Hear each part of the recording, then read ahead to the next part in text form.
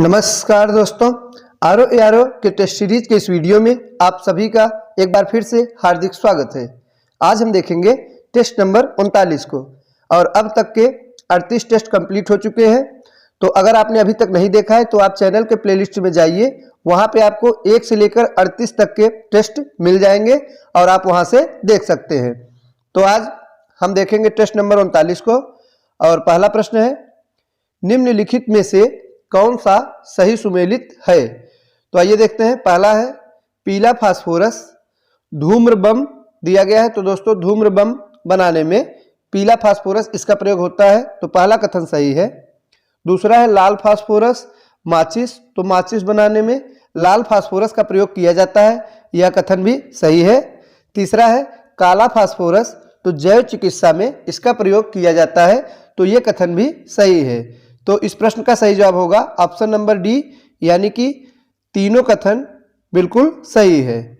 और दोस्तों पीला फास्फोरस का प्रयोग धूम्र बम के साथ साथ आतिशबाजी में भी किया जाता है। याद रखिएगा, परीक्षा में पूछा जाता है तो आतिशबाजी में भी पीला फास्फोरस का प्रयोग किया जाता है।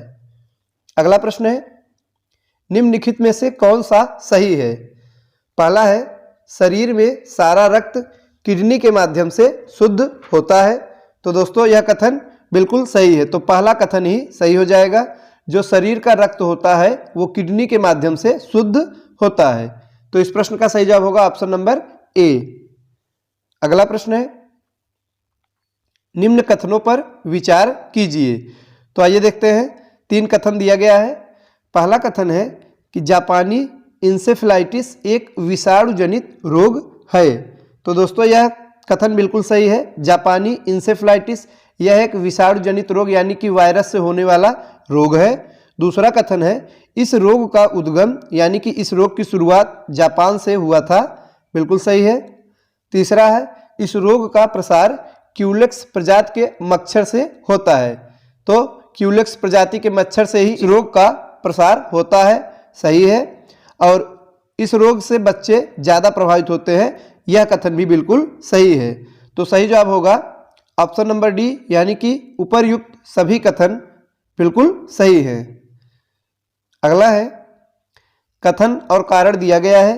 आइए देखते हैं। कथन है कि नागफनी के पौधे में प्रकाश संश्लेषण की क्रिया इसके जड़ों से होती है।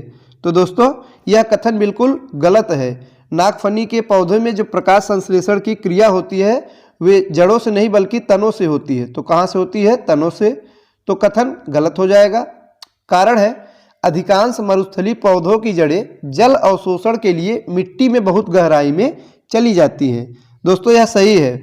मरुस्थलीय पौधों की जड़ें पानी की तलाश में मिट्टी में बहुत गहराई में चली जाती हैं। तो कारण बिल्कुल सही है। तो सही जवाब क्या होगा? इसका सही जवाब होगा ऑप्शन नंबर बी, यानी कि कथन असत्य है और कारण सत्य है। अगला प्रश्न है, निम्नलिखित में से कौन सी धातु प्रकृति में स्वतंत्र रूप में नहीं पाई जाती। तो कौन सी धातु है जो प्रकृति में स्वतंत्र रूप में नहीं पाई जाती है? तो इसका सही जवाब होगा ऑप्शन नंबर ए, यानी कि सोडियम। दोस्तों सोडियम यह प्रकृति में स्वतंत्र रूप में नहीं पाई जाती है। अगला प्रश्न है, राष्ट्रीय जैव विविधता प्राधिकरण का मुख्यालय कहाँ स्थित है। इसका मुख्यालय है चेन्नई में। दोस्तों राष्ट्रीय जैव विविधता प्राधिकरण का मुख्यालय चेन्नई में स्थित है और इसकी स्थापना कब की गई थी? तो 2003 में। याद रखिएगा 2003 में राष्ट्रीय जैव विविधता प्राधिकरण की स्थापना की गई थी। आगे है जैव उपचारण से तात्पर्य है। तो जैव उपचारण से क्या तात्पर्य है? तो सही जवाब होगा ऑप्शन नंबर ए, यानी कि जीवों की सहायता से पर्यावरण से विषैले पदार्थों का निष्कासन, यह सही हो जाएगा। दोस्तों जैव उपचारण में सूक्ष्म जीवों का प्रयोग करके पर्यावरण से विषैले पदार्थों का निष्कासन किया जाता है। अगला प्रश्न है, निम्नलिखित पर विचार कीजिए। पहला है दूध से दही बनना, दूसरा है मोम का पिघलना, तीसरा है जल का वाष्प में बदलना। तो पूछा गया है उपर्युक्त में से कौन भौतिक परिवर्तन का उदाहरण है। तो दोस्तों भौतिक परिवर्तन का उदाहरण कौन सा है? तो दूसरा कथन है मोम का पिघलना, यह भौतिक परिवर्तन का उदाहरण है। तीसरा है जल का वाष्प में बदलना, यह भी भौतिक परिवर्तन का उदाहरण है। तो सही जवाब होगा ऑप्शन नंबर बी, यानी कि कथन 2 और 3 यह भौतिक परिवर्तन का उदाहरण है। दोस्तों जो पहला कथन है दूध से दही बनना, यह भौतिक परिवर्तन का उदाहरण नहीं है, बल्कि यह रासायनिक परिवर्तन का उदाहरण है। अगला प्रश्न है, निम्नलिखित कथनों पर विचार कीजिए। कथन है, प्राक्कलन समिति को लघु लोकसभा भी कहा जाता है। तो दोस्तों यह कथन सही है, प्राक्कलन समिति को लघु लोकसभा भी कहा जाता है। कारण है, इसके सदस्य का चुनाव आनुपातिक प्रतिनिधित्व पद्धति द्वारा एकल संक्रमणीय मत द्वारा किया जाता है। तो कारण भी सही है। तो दोस्तों इसका सही जवाब क्या होगा? सही जवाब होगा ऑप्शन नंबर बी, यानी कि कथन तथा कारण दोनों सही है, परंतु RA की सही व्याख्या नहीं करता है, यानी कारण कथन की सही व्याख्या नहीं करता है। तो सही जवाब होगा ऑप्शन नंबर बी। और प्राक्कलन समिति को दोस्तों लघु लोकसभा क्यों कहा जाता है? तो इसलिए कहा जाता है क्योंकि इसके सभी सदस्य जो कि 30 सदस्य होते हैं, सभी 30 सदस्य लोकसभा से लिए जाते हैं और इसके सदस्यों का चुनाव आनुपातिक प्रतिनिधित्व पद्धति से होता है। आगे है, निम्नलिखित में कौन सा कथन मूल कर्तव्यों के बारे में सही नहीं है? तो 4 कथन दिया गया है, आइए देखते हैं इसमें से कौन सा कथन मूल कर्तव्यों के बारे में सही नहीं है। पहला है, इन्हें स्वर्ण सिंह समिति की संस्तुति पर संविधान में जोड़ा गया। बिल्कुल सही है। मूल कर्तव्य जो कि अनुच्छेद 51A में है और इसे स्वर्ण सिंह समिति की सिफारिश पर जोड़ा गया था।